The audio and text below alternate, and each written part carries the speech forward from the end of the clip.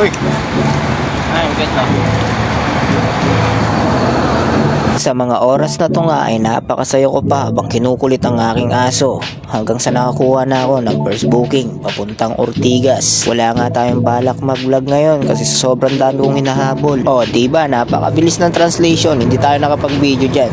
Pagdating ko nga ng Ortigas ay doon na tayo nasiraan ng motor, kaya wala na akong nagawa kundi pinalalamove to para makauwi ako kasi wala rin namang mga shop sa lugar na yon at wala pa tayong mahingan ng tulong nun sa ganung oras, alas 4 na madaling araw hanggang sa inumaga na tayo sa kakabook ng Lalamove na L3 para masakay lang tong motor natin at maiuwi natin sa lugar natin. Napakalungkot ko talaga dyan, Ropa.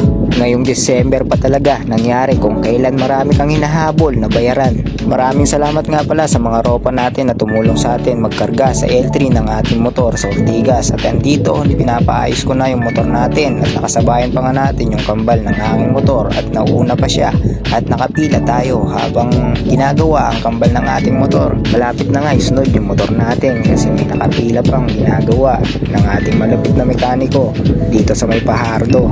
At eto, itinabi na nga yung motor ko sa kanyang kambal kasi susunod na siyang ayusin na ang ating modmod natin. Pero sa kasamaang palad, men, ayaw talagang umanda ni modmod kahit na anong gawin ng ating mekanikong malupit dito sa may Pahardo. Hindi wala daw siya. Wala pa siya. Adjust lang.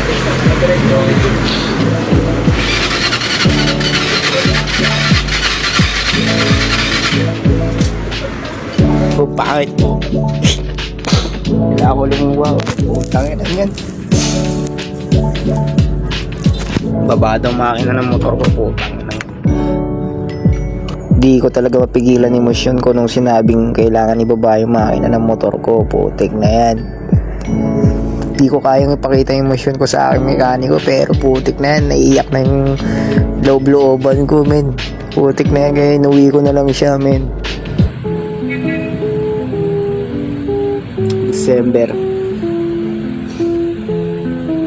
8. Kung kailan yung araw na malapit na Pasko, bagong taon.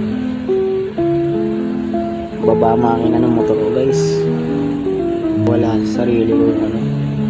Down na down ako pero putik. Lumalaban pa rin puso ko. Walang wala ka tapos biglang ganun. Mas masakit pa, hindi ka magawang tulungan ng pamilya mo. Ay, masakit lang. December 8, 2025. Next year, babawi ako sa sarili ko. Babawi ako sa sarili ko. Napangako yan,